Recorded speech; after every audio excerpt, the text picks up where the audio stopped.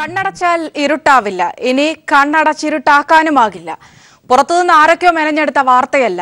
അതിന് തെളിവാണ് ഇപ്പോൾ ഞങ്ങളുടെ കയ്യിലുള്ള ഈ സ്റ്റേഷൻ കമ്മീഷൻ റിപ്പോർട്ട്. ഇതിൽ അഴിമതി നിങ്ങളുടെ പാർട്ടി തന്നെയാണ് കണ്ടെത്തിയിരിക്കുന്നത്. പണം കൊടുത്തുവെന്ന് പറഞ്ഞതും പണം നൽകിയെന്ന് പറഞ്ഞതും റിപ്പോർട്ടിലുണ്ട്. ഒരു ചാനൽ ചർച്ചയിൽ നിന്ന് മാറി നിന്നതുകൊണ്ട് ഒരു രാത്രി ഇരുണ്ട് വെളുക്കുമ്പോഴേക്കും എല്ലാം അങ്ങ് വിസ്മൃതിയിലാകും എന്ന് കരുതിയെങ്കിൽ തെറ്റി. പാർട്ടിക്കുള്ളിൽ ഒതുങ്ങുന്ന ഒന്നല്ല, അഴിമതിയാണ്, കോഴയാണ്. BJP മെഡിക്കൽ കോഴയാണ് ഇന്ന് പീപ്പിൾ TV ചർച്ച ചെയ്യുന്നത്. മെഡിക്കൽ കോഴ വിഷയത്തിൽ BJP തന്നെ നിയോഗിച്ച കമ്മീഷന്റെ റിപ്പോർട്ടിന്റെ പകർപ്പാണ് ഇപ്പോൾ പീപ്പിൾ TVക്ക് ലഭിച്ചിരിക്കുന്നത്. വർക്കല SR മെഡിക്കൽ കോളേജ് ഉടമ R ഷാജി പണം നൽകിയെന്ന് കൃത്യമായി കമ്മീഷന് മുൻപാകെ പറഞ്ഞിട്ടുണ്ട്.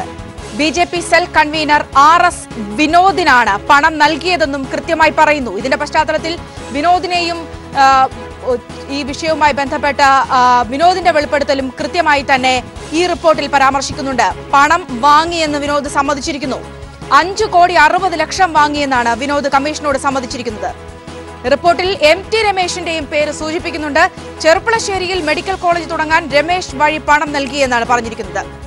ഏതായാലും റിപ്പോർട്ടുമായി ബന്ധപ്പെട്ട ചർച്ചകളിൽ നിന്നും ചാനൽ ചർച്ചകളിൽ നിന്നും മാറി നിൽക്കാൻ ഒരു തീരുമാനമാണ് BJP നേതാക്കളും ഇതുമായി ബന്ധപ്പെട്ട മറ്റ് പ്രവർത്തകരും ഒക്കെ തന്നെയും എടുത്തിട്ടുള്ളത്. ഈ വിഷയമാണ് ഇന്നിപ്പോൾ ന്യൂസ് ആൻഡ് വ്യൂസ് ചർച്ച ചെയ്യുന്നത്. ശ്രീ ഭാസ്കരേന്ദ്ര ബാബു ട്രിവാൻഡ്രം സ്റ്റുഡിയോയിൽ നിന്നും തത്സമയം ചേർന്നുണ്ട്. ശ്രീ A സജീവിൽ നിന്നും ഒപ്പം തന്നെ ശ്രീ ദേവദാസ് കണ്ണൂരിൽ നിന്നും. ചർച്ചയിലേക്ക് കടക്കുകയാണ്. അതിനു മുൻപ് ചർച്ചയിൽ പങ്കെടുക്കാനാകില്ല എന്ന് ചിരിച്ചുകൊണ്ടും മുഖം കറുപ്പിച്ചും പറഞ്ഞ് BJP നേതാക്കളെ കൂടി ചർച്ചയിലേക്ക് സ്വാഗതം ചെയ്യുന്നു. ആദ്യം ശ്രീ ഭാസ്കരേന്ദ്ര ബാബുവിലേക്ക്. ശ്രീ ഭാസ്കരേന്ദ്ര ബാബു, ഈ ഒരു വിഷയത്തിന് ഇതുവരെ ഉണ്ടായിരുന്ന ഒരു തലമുണ്ടായിരുന്നു. ഒരുപക്ഷെ അതിനെ ചെറുത്തുനിന്ന് സംസാരിക്കാൻ BJP നേതാക്കൾക്ക് ധൈര്യം പകർന്നിരുന്ന ഒരു തലം.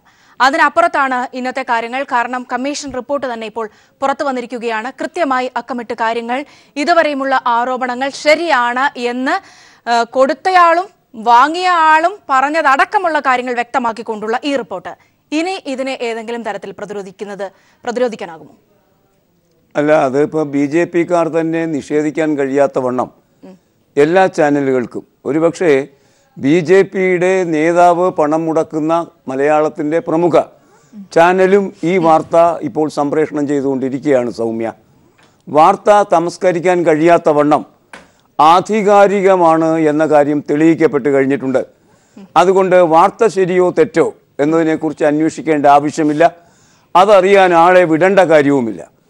ഇപ്പം നമുക്ക് മനസ്സിലാക്കാൻ കഴിയുന്നത് അധികാരത്തിൽ നിന്ന് കാതങ്ങൾ അകലെ നിൽക്കുന്ന ഒരു പാർട്ടിയാണ് BJP കേരളത്തിൽ. പലപ്പോഴും അധികാരം നാട്ടിലില്ലെങ്കിലും കേരളത്തിൽ വലിയ അധികാരമില്ലെങ്കിലും കേന്ദ്രത്തിൻ്റെ ഒരു തിണ്ണമിടുക്ക് കണ്ടുകൊണ്ട് കേന്ദ്രത്തിൻ്റെ ഒരു അംബാസഡർ കളിക്കുന്ന രീതി എല്ലാ BJP നേതാക്കൾക്കും ഉണ്ടായിരുന്നു.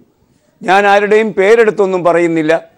മറിച്ച് കേന്ദ്രത്തെക്കാട്ടി ഉമ്മാക്കി കാണിക്കുന്ന ഒരു രീതിയായിരുന്നു പലപ്പോഴും BJP-യുടെ വക്താക്കളോ നേതാക്കളോ ഒക്കെ ചാനൽ ചർച്ചയിലടക്കം പറഞ്ഞുകൊണ്ടിരുന്നത്. കേന്ദ്രത്തെ ഇടപെടിക്കാൻ പലപ്പോഴും അവർ ശ്രമിച്ചുകൊണ്ടിരുന്നു. ഇപ്പോഴാകട്ടെ, ഇപ്പം നഴ്സുമാരുടെ സമരത്തിൽ പോലും BJP ഇടപെടുന്നുണ്ട്. കേന്ദ്ര നേതൃത്വം ഇതിനൊക്കെ ഒരുപക്ഷെ അതിനൊക്കെ അരിനിൽക്കുന്നത് ഇവിടുത്തെ നേതാക്കളായിരിക്കാം. ഗൗരവതരമായ കാര്യമൊന്നുമല്ലെങ്കിലും ആ അർത്ഥത്തിൽ കേരളത്തിൽ കാര്യമായി ഒന്നും ചെയ്യാനില്ലാത്തത് കൊണ്ടും എന്നാൽ ചാനലിലൊക്കെ ക്ഷണിക്കപ്പെടുന്നത് കൊണ്ടും എപ്പോഴും ഒരു ലൈം ലൈറ്റിൽ നിന്നുകൊണ്ട് കേന്ദ്ര നേതൃത്വത്തിൻ്റെ അംബാസഡർമാരായി, അധികാരത്തിൻ്റെ അപ്പോസ്തലന്മാരായി ബാക്കിയുള്ള ആൾക്കാരെ തിണ്ണമിടുക്ക് കാട്ടി ഭയപ്പെടുത്തുന്ന ഒരു രീതി പലപ്പോഴും ചാനലുകളിലും പുറത്തും അതിൻ്റെ നേതാക്കൾ ആവിഷ്കരിക്കുന്നുണ്ടായിരുന്നു. അധികാരം വളരെയൊന്നും ഇല്ലാത്തത് കൊണ്ട് അത്രമാത്രം അഴിമതിക്കാരാണ് എന്നാരും ചിന്തിച്ചിരുന്നുമില്ല മാലോകർ അവരെക്കുറിച്ചെങ്കിൽ ഇപ്പോഴാകട്ടെ ആ പാർട്ടി തന്നെ അന്വേഷിച്ച് കണ്ടെത്തുന്നു കോടിക്കണക്കിന് രൂപയുടെ അഴിമതികൾ നടത്തിയ വിദ്വാൻമാരെക്കുറിച്ച്, ബിരുദന്മാരെക്കുറിച്ച്. അങ്ങനെ വരുമ്പം ഈ സംഭവം മുന്നോട്ട് വയ്ക്കുന്നത് അധികാരമില്ലെങ്കിലും കേന്ദ്രാധികാരത്തിൻ്റെ തണലിൽ തിണ്ണമിടുക്ക് കാണിക്കുക മാത്രമല്ല അഴിമതി കാണിച്ചുകൊണ്ടുകൂടിയാണ് കഴിഞ്ഞ 1.5 ദശകമായി 10-15 വർഷമായി നേതൃത്വത്തിലിരിക്കുന്ന ആളുകൾ ഉപജീവനം നടത്തിക്കൊണ്ടിരിക്കുന്നത്, ഉദരപൂരണം നടത്തിക്കൊണ്ടിരുന്നത് എന്നാണ് നമുക്ക് മനസ്സിലാക്കാൻ കഴിയുക. അതുകൊണ്ട് വലിയ ഗൗരവതരമായ ധാർമ്മികതയൊന്നും വിളംബരം ചെയ്യാനുള്ള അവകാശമൊന്നും BJPയുടെ നന്നേ ചെറുപ്പക്കാരായ നേതാക്കൾക്ക് പോലും ഇല്ല എന്നതാണ് ഇപ്പോൾ ഈ അഴിമതി കഥയിൽ നിന്ന് പുറത്തു കൊണ്ടുവരുന്ന നഗ്ന സത്യം. യെസ്, ശ്രീ സജീവൻ, ഈ അഴിമതി കഥ ഒരുപക്ഷെ ഒരു സൂചകമാണ്. ഇവിടെ ഈ പാർട്ടി തന്നെ നിയോഗിച്ച ഈ കമ്മീഷൻ വ്യക്തമാക്കുന്ന കാര്യങ്ങൾ, അതിൽ സ്വാഭാവികമായും നമ്മൾ കേൾക്കുന്ന ഏതൊരു കോഴക്കഥയുടെയും എല്ലാ സ്വഭാവത്തോടും കൂടിയ ശൈലിയാണ് സ്വീകരിച്ചിരിക്കുന്നത് എന്ന് വ്യക്തമാകും നമുക്ക്. പ്രത്യേകിച്ച് 15 കോടിക്ക് ഇങ്ങനെ ഒരു കരാർ പറഞ്ഞുറപ്പിക്കുന്നു, 5 കോടി 60 ലക്ഷമേ നൽകിയുള്ളൂ, ബാക്കി പിന്നീട് നൽകാമെന്നതിന്റെ അടിസ്ഥാനത്തിൽ അങ്ങനെ അത്തരത്തിലുള്ള ആലോചനകൾ പോകുന്നു.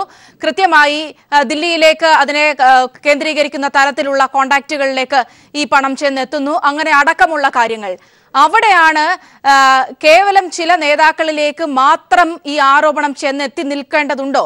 അതിനും അപ്പുറത്തേക്കുള്ള ഒരു വ്യാപ്തി, അതിനും അപ്പുറത്തേക്കുള്ള ഒരു അഴിമതി ശൈലി ഒക്കെ ഈ വിഷയത്തിൽ നമുക്ക് നിരീക്ഷിക്കാനാകുന്നതല്ലേ ശ്രീ സജീവൻ?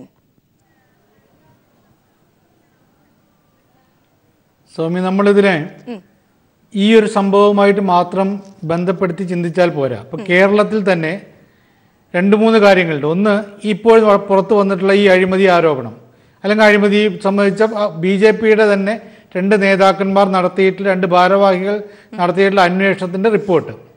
രണ്ടാമത്തെ കാര്യം, കഴിഞ്ഞ കുറച്ച് മാസങ്ങൾക്ക് കുറച്ച് ആഴ്ചകൾക്ക് മുമ്പ് അപ്പുറത്ത് ഒരു 2 BJPയുടെ പ്രധാന പ്രവർത്തകരെ, അവർക്ക് സംസ്ഥാനത്തെ പല നേതാക്കന്മാരുമായി ബന്ധമുണ്ടെന്ന് പറയപ്പെടുന്ന പ്രവർത്തകരെ കള്ളനോട്ടടിച്ച കേസിൽ പിടിച്ചു. ഇതൊന്ന്. ഇന്ത്യയുടെ പല ഭാഗത്തും പുതിയ നോട്ടുകൾ വ്യാപകമായിട്ട് കൊണ്ടുപോകുന്ന, പുതിയ നോട്ടുകളും പഴയ നോട്ടുകളും ഇത് വ്യാപകമായി കൊണ്ടുപോകുന്ന പല സ്ഥലത്തും പിടിക്കുന്നുണ്ട്. അതിൽ പിടിച്ചതിൽ 1-2 കേസ് സ്വാഭാവികമായിട്ടും പുറത്തു വന്നിട്ടുള്ളത് BJPയുടെ നേതാക്കന്മാരുമായിട്ട് ബന്ധപ്പെട്ടാണ്. അപ്പോൾ ഇത് വലിയ ഭരണത്തിൻ്റെ കീഴിൽ, ദേശീയ തലത്തിലുള്ള ഭരണത്തിൻ്റെ കീഴിൽ വ്യാപകമായ ക്രമക്കേട് നടത്തുന്ന ഒരു വിഭാഗം BJPക്ക് അകത്തുണ്ട്, പ്രത്യേകിച്ച് കേരളത്തിലുണ്ട് എന്നുള്ളതാണ്. നേരത്തെ ബാസുരേന്ദ്രറാവു പറഞ്ഞ പോലെ ഇവിടെ അധികാരമല്ല, അധികാരത്തിലെത്തിയിട്ടില്ല, അധികാരത്തിൽ നിന്നും കാതങ്ങൾക്കപ്പുറത്താണ്. അല്ലെങ്കിൽ അവർക്ക് അധികാരം കിട്ടാനുള്ള സാധ്യത പോലും വിദൂരമായിട്ടുള്ള ഒരു സാധ്യതയായിട്ട് നിലനിൽക്കുകയാണ്.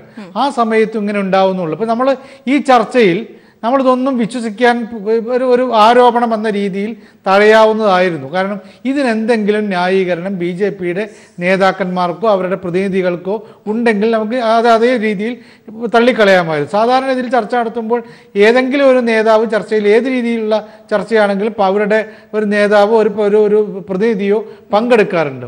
ഇതിപ്പോൾ സൗമ്യ പറഞ്ഞതനുസരിച്ച്, തുടക്കത്തിൽ പറഞ്ഞതനുസരിച്ചിട്ട് ചിരിച്ചുകൊണ്ടും സൗമ്യമായിട്ടും അല്ലാതെയും മുഖം കറുപ്പിച്ചും ഇതിൽ വരുന്നില്ല എന്ന് പറയണമെങ്കിൽ സ്വാഭാവികമായിട്ടും 2 അഭിപ്രായം അവിടെയുണ്ട്. ഒന്ന്, ഞങ്ങൾ വെറുതെ വന്നിട്ട് വെറുതെ ഇനി പ്രശ്നങ്ങൾ ഉണ്ടാക്കേണ്ട, അവർ അനുഭവിക്കട്ടെ, നിങ്ങൾക്ക് ചർച്ച ചെയ്യൂ എന്ന ഒരു സൗമ്യമായിട്ടുള്ള ഒരു മനോഭാവം BJPയിൽ തന്നെ ഒരു വിഭാഗത്തിനുണ്ട്. മറ്റൊന്ന്, ഇത്തരം സംഗതികൾ വെളിപ്പെടുമ്പോൾ ഉണ്ടാവുന്ന മുഖം കറുപ്പിക്കൽ. ഇതില്ലായിരുന്നെങ്കിൽ, ഇതൊക്കെ കെട്ടുകഥയാണ് എങ്കിൽ ഇങ്ങനെ ഒരു അന്വേഷണ കമ്മീഷൻ റിപ്പോർട്ട് ഈ ശ്രീശനും നസീറും നടത്തിയിട്ടില്ല, അവർ നടത്തിയ അന്വേഷണ റിപ്പോർട്ട് ഇതല്ല, ഞങ്ങളുടെ അടുത്ത് ഒറിജിനൽ ഉണ്ടെങ്കിൽ അവരിതിവിടെ വന്നിട്ട് സംസാരിച്ച് നമ്മളെയൊക്കെ ബോധ്യപ്പെടുത്തേണ്ടതായിരുന്നു. അപ്പോൾ അതുകൊണ്ട് തന്നെ ഇത് യാഥാർത്ഥ്യമാണ് എന്ന് വിശ്വസിക്കാൻ നമ്മളെപ്പോലുള്ള ആളുകൾ നിർബന്ധിതരാകുകയാണ്. അപ്പം അതുകൊണ്ട് ഇതൊരു പ്രശ്നം മാത്രമായിട്ട് ചർച്ച ചെയ്താൽ പോരാ. അതൊരു തലത്തിൽ നിൽക്കുന്നു. 15 കോടിക്ക്, ഒരു 1-2 കോടിയല്ല, 15 കോടിക്ക് കച്ചവടം ഉറപ്പിക്കുന്നു. അത് അഡ്വാൻസ് ആയിട്ട് 5 കോടി 60 ലക്ഷം വാങ്ങുന്നു. ബാക്കി കൂടി കൊടുക്കാതിരുന്ന അതിൻ്റെ സീറ്റുകളുടെ കാശ് കൊടുക്കാത്തതിൻ്റെ പേരിൽ സീറ്റ് കൊടുക്കാത്തൊരവസ്ഥ വന്ന് ചവിട്ടിപ്പിടിച്ചു എന്ന് പറയുന്നു. ഇങ്ങനെ ഉണ്ടാവുന്നു. വേറൊരു കാര്യമുള്ളത്, നിയമപരം ഈ കോഴ വാങ്ങിയെന്നുള്ളതല്ല, ഈ കോഴപ്പണം ഡൽഹിയിൽ എത്തിച്ച രീതി കൂടിയുണ്ട്. നിയമരഹിതമായിട്ടുള്ള പണ കൈമാറ്റത്തിന്റെ രീതിയാണ് ഹവാല എന്ന് പറയുന്ന കുഴൽപ്പണ രീതി. ഇത് കൈമാറിയിട്ടുള്ളത് കുഴൽപ്പണം ആയിട്ടാണെന്ന് കൂടി പറയുന്നത്. അപ്പോൾ ഏതെല്ലാം തരത്തിലുള്ള നിയമലംഘനമാണ് ഇവിടെ നടന്നിട്ടുള്ളത്? ഇതൊക്കെ പറയുമ്പോൾ ഇതിനൊക്കെ ന്യായീകരിക്കാൻ എന്തുകൊണ്ടൊക്കെയാണ് ഞങ്ങളുടെ ചില ആളുകൾ കള്ളനോട്ട് അടിക്കുന്നത്, അതൊരു വ്യക്തി ചെയ്തു എന്ന് പറഞ്ഞ് മാറി നിൽക്കാൻ നേതൃത്വത്തിന് കഴിയില്ല. കാരണം ഇത് അവർ വളരെ സജീവമായിട്ടുള്ള പ്രവർത്തകരും പ്രാദേശിക നേതാക്കന്മാരുമാണ്. ഇത് വളരെ സംസ്ഥാന തലത്തിലെ ഉയർന്ന നേതാക്കന്മാർക്കെതിരെയാണുള്ളത്. ഇത് ഒന്നുള്ളത് വർക്കലയിൽ ഒരു മെഡിക്കൽ കോളേജിന് സീറ്റ് 150 സീറ്റ് വർദ്ധിപ്പിക്കുന്ന കാര്യമാണ്. അതേ സമയത്തിന് ചെർപ്പുളശ്ശേരിയിൽ പുതിയ കോളേജ് അനുവദിക്കുന്നതുമായി ബന്ധപ്പെട്ട വേറൊരു ആരോപണം ഉണ്ടാകുന്നു. ഒരു കേസല്ലല്ലോ, ഇതേപോലെ ഇനി പുറത്തു വരാവുന്ന ധാരാളം കേസുകളുണ്ട്. അപ്പോൾ ഉണ്ടാകാമെന്ന് നമ്മൾ വിചാരിക്കുന്നു. അപ്പം എന്തായാലും ഇതൊക്കെ വിശദീകരിച്ച് ഞങ്ങൾക്കൊരു പങ്കുമില്ല എന്ന് സാധാരണഗതിയിൽ വിശദീകരിക്കാനാണ് BJP നേതാക്കന്മാർ തയ്യാറാവേണ്ടിയിരുന്നത്. അവർ തയ്യാറായില്ല എന്നുകൊണ്ട് ഇതൊക്കെ സത്യമാണ് എന്നിപ്പോൾ ബാസുരേന്ദ്രബാബു ഞാനൊക്കെ ഇവിടെ സംസാരിക്കുമ്പോൾ നമുക്ക് വേറെ ഒരു ഇത് അല്ലാന്ന് പറഞ്ഞ് ഞങ്ങളെ ബോധ്യപ്പെടുത്താൻ ഒരാളില്ലല്ലോ. അതുകൊണ്ട് നമ്മൾ വിശ്വസിക്കേണ്ടി വരുന്നു. അപ്പോൾ ഈ എല്ലാ കാര്യവും എന്തുകൊണ്ടാണ് കള്ളപ്പണം ഈ കൊണ്ടുപോകുന്നത്? ബാക്കിയെല്ലായിടത്തും ഈ ഡിമോണിറ്റൈസേഷൻ വന്നിട്ട് ആരും പണം കിട്ടാതെ ഈ ബാങ്കുകൾക്ക് മുമ്പിൽ ക്യൂ നിൽക്കുമ്പോൾ കോടികളുടെ ഉണ്ടാവുന്നു. ഇവരുടെ മന്ത്രിമാർ തന്നെ ഈ മക്കളുടെ വിവാഹം കഴിക്കുമ്പോൾ ആർഭാട വിവാഹത്തിനും അപ്പുറത്തേക്കുള്ള വിവാഹമായിട്ട് കഴിക്കുന്നത് എന്തുകൊണ്ടാണ്? ഇവർക്ക് ഈ കാശൊക്കെ എവിടെ നിന്ന് കിട്ടുന്നു തുടങ്ങിയിട്ടുള്ള കുറേ പ്രശ്നങ്ങൾ ഇതുമായിട്ട് ബന്ധപ്പെട്ട് ഉണ്ട്. അപ്പം അതുകൊണ്ട് ഇതിനെ വെറും ഒരു 15 കോടിയുടെയോ അല്ലെങ്കിൽ 5,60,00,000-ൻ്റെയോ കണക്ക് മാത്രമായിട്ട് നമുക്ക് ചുരുക്കി കാണാൻ കഴിയില്ല എന്നാണ് ഞാൻ വിചാരിക്കുന്നത്. അവിടെയാണ് ശ്രീ ദേവദാസ് ഇവിടെ സൂചിപ്പിച്ചതുപോലെ തന്നെ ഒരു ഭാഗത്ത് ഡിമോണിറ്റൈസേഷന്റെ പേരിൽ നമ്മൾ സാധാരണക്കാർ ഇപ്പോഴും അല്ലെങ്കിൽ ഒരുപക്ഷെ കർഷകരായിട്ടുള്ള അതിലും സാധാരണക്കാരായിട്ടുള്ള കർഷകർക്ക് ജീവൻ ഒടുക്കേണ്ട അവസ്ഥ പോലും ഇപ്പോഴും നിലനിൽക്കുന്ന ഒരു പശ്ചാത്തലത്തിൽ നിന്നുകൊണ്ടൊക്കെയാണ് നമ്മൾ ഈ വിഷയങ്ങൾ പരിശോധിക്കേണ്ടത്. ഇവിടെ ശ്രീ സജീവൻ സൂചിപ്പിച്ചതുപോലെ തന്നെ ദില്ലിയിലേക്ക് ഈ പണം എത്തിയത് കുഴൽപ്പണമായാണ്. ആ വിധത്തിലാണ് ഇതിന്റെ ട്രാൻസാക്ഷൻസ് നടന്നിട്ടുള്ളത്, അവിടെ മറ്റ് കാര്യങ്ങൾ നടന്നിട്ടുള്ളത്. അവിടെയുള്ള ഈ ദില്ലിയിലുള്ള ഈ RSS ഒരു RSS നേതാവാണ് ദില്ലിയിലെ ഇടപാടുകൾ നടത്തിയിട്ടുള്ളത് എന്നും അയാൾ സ്ഥിരമായി ഇത്തരം വിഷയങ്ങളിൽ ഇടപാടുകൾ നടത്തുന്നയാളാണ് എന്നും ഒക്കെ തന്നെ നേരത്തെ തന്നെ വ്യക്തമായിട്ടുള്ള കാര്യമാണ്. ഈ ഒരു പശ്ചാത്തലത്തിൽ നിന്നുകൊണ്ടുകൂടി വേണം നമ്മൾ ഈ വിഷയത്തെ പരിശോധിക്കാൻ. ശ്രീ ദേവദാസ്.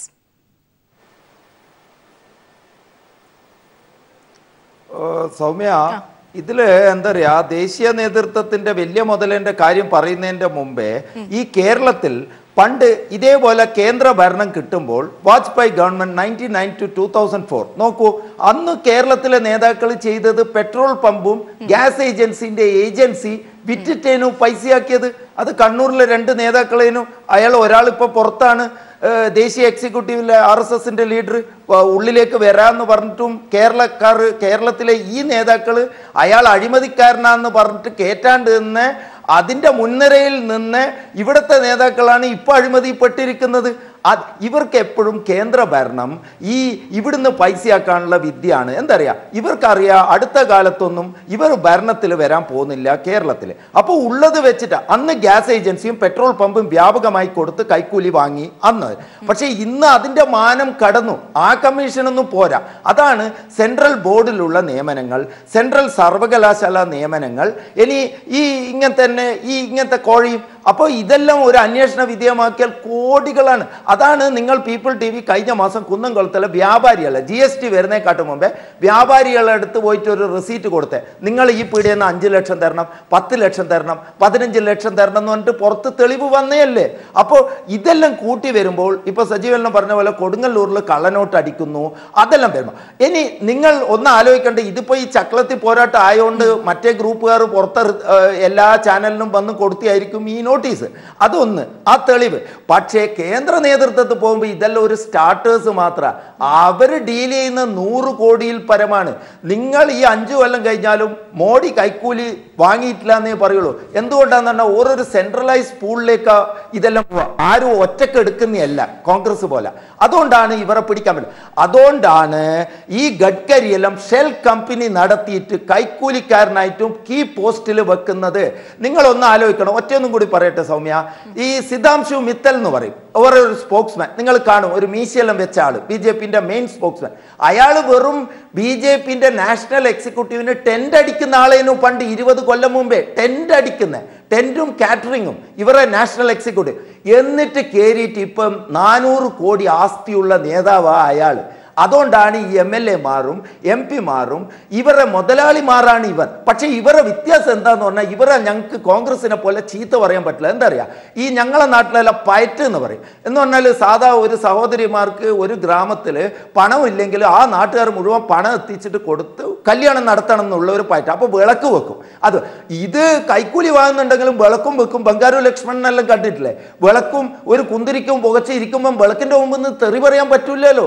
അതാണ് വ്യത്യാസമുള്ളൂ. പക്ഷേ ഇവർ കളിക്കുന്ന കളി എന്ന് പറഞ്ഞാൽ എന്ന് പറഞ്ഞാൽ കോടികളുടെ, അതാണ് ഈ റിലയൻസും കോർപ്പറേറ്റിന് വേണ്ടി വിടിപണി ചെയ്യുന്ന ആൾക്കാരായി മാറിയ ഏജൻസ് ആണ് ഇവർ. പക്ഷെ ഇവരെ പിടിക്കാൻ ഇനി ഇവരെ പിടിക്കുന്നതെന്ന് പറഞ്ഞാൽ ഇവർ മതവിദ്വേഷം വളക്കി വിടും. ഈ ഗോന്റെ ഇത് നിങ്ങളെ കൈധരിക്കും. ഇന്ന് രാത്രി തന്നെ എനിക്ക് തോന്നുന്നു തിരുവനന്തപുരത്ത് വീണ്ടും ഒരു ഏറുപടകം ഹെഡ്ക്വാർട്ടേഴ്സിൽ വീണിട്ട് ഇങ്ങനെ ഇടതുപക്ഷ ആക്രമിച്ചു എന്ന് പറഞ്ഞിട്ട് ഇതിനെ മുക്കാനും സമരമുഖത്തേക്ക് എത്തിക്കാനും നോക്കുന്ന ഒരു ചരിത്രമാണ് ഉള്ളത്. എന്ന് പറഞ്ഞാൽ ഇവർക്ക് പൈസ ഇല്ലാണ്ട് ഒരടി മുന്നോട്ട് നീങ്ങാൻ പറ്റൂല. പക്ഷേ ഇവർ ഒരു ബ്യൂട്ടിഫുൾ, ഇവർക്കുള്ള മതം വെച്ചിട്ട് കളിക്കുന്നതുകൊണ്ട് ഇവർക്ക് എങ്ങനെയും രക്ഷപ്പെടാൻ പറ്റും. ഞാൻ ഒരു എക്സാമ്പിളും കൂടി പറഞ്ഞിട്ട് നിർത്താം. ഇവരാണ് ഈ കോൺഗ്രസ്, അതല്ല പറയട്ടെ, ഈ കോമൺവെൽത്ത് ഗെയിംസ് അല്ല ഏറ്റവും വലിയ അഴിമതി. ഒരു 2001 ഫസ്റ്റ് ആഫ്രോ ഏഷ്യൻ ഗെയിംസ് നടത്തിയ വാജ്പേയിന്റെ കീഴിൽ അന്ന് സ്പോർട്സ് മന്ത്രി ഈ സ്വാമിനിയായ ഉമാഭാരതിയും കൽമാഡിയനും അതിന്റെ ചീഫ് അന്നും കൽമാഡിയനും. എന്നിട്ട് ആ ഡൽഹിയിൽ വെച്ച് നടക്കേണ്ട ഗെയിംസ് ഇവർ 400 കോടി ചെലവാക്കിയ ശേഷം മുക്കിക്കളഞ്ഞു 2001. എന്നിട്ട് അത് 2003 വേറെ 1000 കോടി ഫണ്ട് ഉപയോഗിച്ചിട്ട് ഹൈദരാബാദിൽ നടത്തിയ വീരന്മാരാണ് ഈ BJP-ക്കാർ. അതുകൊണ്ട് ഇവരെ നിങ്ങൾ ഒരു വേറിട്ടിട്ട് അതുകൊണ്ടാണ് ഈ മോഡിന്റെ ഒരു ഫേസ് വെച്ച് ഇവർ കൊള്ള നടത്തും. അതുകൊണ്ടല്ലേ പങ്കജ മുണ്ടെ 232 കോടിയാ അംഗനവാടിന്റെ കടല കട്ടതാ ഇവര്. അതെന്റെ നടപടി എന്തായി? ഗഡ്കരിന്റെ ഷെൽ കമ്പനി നടപടി എന്തായി? ഇനിയിപ്പം നിങ്ങളൊന്ന് ആലോചിച്ചോ. ഒന്നും കൂടി ഞാൻ പറയാം, ഒറ്റ ഒരു മിനിറ്റ്. ലളിത് മോഡിനെ ഇവർ എന്താ പിടിക്കാത്ത? എന്തുകൊണ്ടെന്ന് പറഞ്ഞാൽ ലളിത് മോഡി വസുന്ധര രാജെ സിന്ധ്യന്റെ ഏറ്റവും അടുത്ത ആളാണ്. എന്നിട്ട് ലളിത് മോഡിനെ രക്ഷപ്പെടുത്താൻ പറ്റൂല എന്ന് അറിഞ്ഞിട്ടും ഇനി വാതുവെപ്പ് ഏത് ദാവൂദ് ഇബ്രാഹിമിനെ നമ്മളെ ശ്രീശാന്തിനെ മാത്രം പിടിച്ച അവരെ വാതുവെപ്പ് ദാവൂദിനെ ഒന്നും അറസ്റ്റ് ചെയ്യില്ല. എന്നിട്ട് വാതുവെപ്പ് ഇവിടെ നിയമവിധേയമാക്കാൻ ഇനി പാർലമെന്റിൽ ഈ പ്രാവശ്യമോ അടുത്ത പ്രാവശ്യമോ ചെയ്യാൻ വേണ്ടി നീക്കം നടത്തുന്നു. ലളിത് മോഡിന്റെ ഓൺലൈൻ ബെറ്റിംഗ് സ്ഥാപനത്തിനെ രക്ഷപ്പെടുത്താൻ വേണ്ടി. എങ്ങനെയാണ് ഇവിടെ? അത് 1,00,000 കോടിയുടെ ഇടപാടാണ്. അവിടെയാണ് ശ്രീ ഭാസ്കരേന്ദ്ര ബാബു ഒരുപക്ഷെ പപ്പു പറയുന്ന പോലെ ഇതൊക്കെ ചെറുത് എന്ന് പറയുന്ന ഒരു അവസ്ഥയിലേക്കാണ്. അവിടെ നിന്നാണ് നമ്മൾ പാർട്ടിക്ക് ഒരുപക്ഷെ ഈ ഒരു കമ്മീഷൻ റിപ്പോർട്ടിനെ പോലും അല്ലെങ്കിൽ ഈ വിഷയം അമിത്ഷായുടെ നേതൃത്വത്തിൽ കൈകാര്യം ചെയ്ത ശൈലിയെ പോലും നമ്മൾ പ്രകീർത്തിക്കാൻ ആവില്ല എന്നൊരവസ്ഥയിൽ നിൽക്കുന്നത്. അല്ല, അതിനകത്ത് ഇപ്പൊ ഈ സംഭവം വന്നപ്പം നേരത്തെ ശ്രീ ദേവദാസ് സൂചിപ്പിക്കുകയുണ്ടായല്ലോ, ഈ മുൻകാലഘട്ടത്തിൽ ഗ്യാസ് ഏജൻസിയും ഒക്കെ പെട്രോൾ പമ്പും ഒക്കെ അനുവദിച്ചതിൻ്റെ രീതിയിൽ ആ സമയത്ത് ഇങ്ങനെ വൻ പണപ്പിരിവ് നടന്നു എന്ന് കേട്ടിട്ടുണ്ട്. അങ്ങനെ പണപ്പിരിവ് നടക്കുകയും അതിൻ്റെ ഭാഗമായി വാസ്തവത്തിൽ RSSൻ്റെയും ഒരുപക്ഷെ അതിനെയൊക്കെ കുറച്ച് പോപ്പുലറൈസ് ചെയ്ത വളരെ അംഗീകാരമുള്ള ഒരു നേതാവ്, ആ നേതാവിനെയൊക്കെയാണ് ഇപ്പോൾ ഇരിക്കുന്ന ഈ ബിരുദന്മാരെല്ലാം കൂടി പുറത്താക്കിയത് ഈ ഒരു കാര്യം പറഞ്ഞുകൊണ്ട്. അപ്പോഴും ഇതേ സംബന്ധിച്ച് ഒരു അന്വേഷണം നടന്നുവെന്നോ അന്വേഷണത്തിൻ്റെ റിപ്പോർട്ട് വന്നുവെന്നോ നമുക്കറിയില്ലായിരുന്നു. ഇവരൊക്കെ തമ്മിലുള്ള തർക്കം കൊണ്ട് പുറത്തേക്ക് വാർത്തകൾ വന്നു എന്ന് മാത്രമേ ഉള്ളൂ. ഇവിടെ എങ്ങനെയാണ്? ഇത് കുറച്ചുനാൾ കൊണ്ട് പുകയുന്നൊരു കാര്യമായിരുന്നു. മുരളീധര വിഭാഗം കൃത്യമായി ഇത് ഉന്നയിക്കുകയുണ്ടായി. ഉന്നയിച്ചിട്ട് അത് പുറത്തേക്ക് വരികയും ചെയ്തു. എങ്കിലും ഇപ്പോൾ വന്നിരിക്കുന്ന ഒരു ആരോപണം എന്ന നിലയ്ക്കല്ല, ഒരു കണ്ടെത്തൽ എന്ന നിലയ്ക്കാണ്. ആരോപണം വന്നു, ആരോപണം അന്വേഷിക്കാൻ ഒരു കമ്മീഷനെ വെച്ചു. ശ്രീശൻ ആ അന്വേഷണ സംഘത്തിൻ്റെ ആളായിട്ടാണ് ഒപ്പിട്ടിരിക്കുന്നത്. അവർ തന്നെ അത് സഹിക്കാൻ വയ്യാതെ അന്വേഷിച്ച് കണ്ടെത്തി.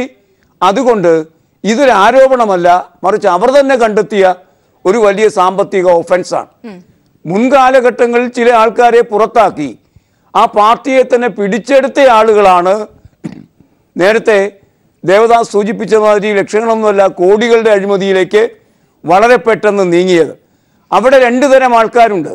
ശ്രീശന്റെ ഈ റിപ്പോർട്ട് സത്യത്തിൽ അവരുടെ ഒരു ഇന്റേണൽ ഇഷ്യൂ ആണ്. ആ ഇന്റേണൽ ഇഷ്യൂ എത്ര എളുപ്പമാണ് ചാനലുകളിൽ എത്തിയത് എന്ന് പറയുമ്പം ആ വിഭാഗത്തെ ഇപ്പോൾ ഭരണത്തിലിരിക്കുന്ന ഈ നിലവാരത്തിലുള്ള കാര്യങ്ങൾ ചെയ്തിരിക്കുന്ന ബിരുദന്മാരുണ്ടല്ലോ, അതിനകത്ത് MT രമേശിന്റെ ഒക്കെ പേരുണ്ടെന്നാണ് റിപ്പോർട്ടിൽ കാണുന്നത്. അപ്പൊ ആ നിലയ്ക്ക് ഉള്ള ആളുകൾക്ക് എതിരായ ആളുകൾ ഇത് ചാനലിൽ എത്തിച്ചിരിക്കുന്നു. പഴയ കളി തന്നെ. ശരിക്കും പറഞ്ഞാൽ PP3 പുറത്താക്കിയ ആളുകൾ ഇപ്പോൾ ഭിന്നിച്ച് 2 ഗ്രൂപ്പായി നിന്നുകൊണ്ട് ഒരു ഗ്രൂപ്പ് മറ്റൊരു ഗ്രൂപ്പിനെ പുറത്താക്കാനുള്ള ഒരു സമരമായി അത് മാറ്റുകയും ചെയ്തിരിക്കുന്നു. ചുരുക്കത്തിൽ മറ്റ് സംഘടനാ രൂപങ്ങളൊന്നുമില്ലാതെ ശരിക്കും ബഹുജനങ്ങളുമായി ബന്ധമില്ല, ഗൗരവപരമായ ഇപ്പോൾ ട്രേഡ് യൂണിയനോ വനിതാ പ്രസ്ഥാനമോ അല്ലെങ്കിൽ ആ നിലയ്ക്ക് ധാരാളം യുവാക്കളുടെ പ്രസ്ഥാനമോ ഇതൊക്കെ പേരിനുണ്ട് എന്നല്ലാതെ കേരളത്തിൻ്റെ സാമൂഹ്യ സാഹചര്യങ്ങൾക്കൊത്ത് പ്രവർത്തിക്കുന്ന, സാമൂഹ്യ ബോധത്തോടെ പ്രവർത്തിക്കുന്ന സംഘടനകളൊന്നും ഇല്ലാതിരിക്കുന്നത് കൊണ്ട് ഈ പണസമാഹരണം മാത്രമാണ് ഇവരുടെ ഒരു വ്യവഹാരതലം. രാഷ്ട്രീയത്തിൽ ഈ പറഞ്ഞ് തെരഞ്ഞെടുപ്പ് മത്സരിക്കുന്നു, എല്ലാ തവണയും പോലെ ക്ലിയറായിട്ട് തോൽക്കുന്നു, എങ്കിലും 2-3% വോട്ട് കൂട്ടുന്നു. എത്ര വർഷമായി? 50 വർഷം, അരനൂറ്റാണ്ടായി ഈ കളി തുടങ്ങിയിട്ട്. പക്ഷേ ഫലത്തിൽ ഇപ്പോഴാകട്ടെ അവരുടെ ഉള്ളിൽ നിന്ന് വരുന്നത് നന്നേ ചെറുപ്പക്കാരായ നേതാക്കൾക്ക് പോലും കോടികളുടെ ആസ്തി ഉണ്ടായിരിക്കുന്നു. അവരുടെ തന്നെ പണം കണ്ട് അവർ തന്നെ കണ്ണു തള്ളിയിരിക്കുന്ന അവസ്ഥയാണ് BJP നേതാക്കൾക്ക് ഇപ്പോൾ സംഭവിച്ചിരിക്കുന്നത്. പൂച്ചം പറഞ്ഞുകൊണ്ടിരിക്കുന്ന കാര്യം ഇപ്പോൾ അവർക്ക് തന്നെ അന്വേഷണം നടത്തി ശരിയെന്ന് തെളിയിച്ച് അതിൻ്റെ ഒരു തിട്ടൂരം പുറത്തേക്ക് എത്തിക്കേണ്ട അവസ്ഥ വരെ വന്നിരിക്കുന്നു. നേരത്തെ സജീവൻ പറഞ്ഞത് മാതിരി അധികാരമില്ലാത്ത അവസ്ഥയിലാണ് കോടികളുടെ ഈ കളിയെങ്കിൽ അധികാരമോ മറ്റോ കിട്ടിയിരുന്നെങ്കിൽ എന്തായി പോകുമായിരുന്നു ഈ ബിരുദന്മാർ എന്ന് കൃത്യമായി ആലോചിക്കാവുന്ന ഒരു സ്പഷ്ടമായ സൂചകം തന്നെയാണ് ഇപ്പോൾ പുറത്തേക്ക് വന്നിരിക്കുന്ന ഈ വാർത്ത.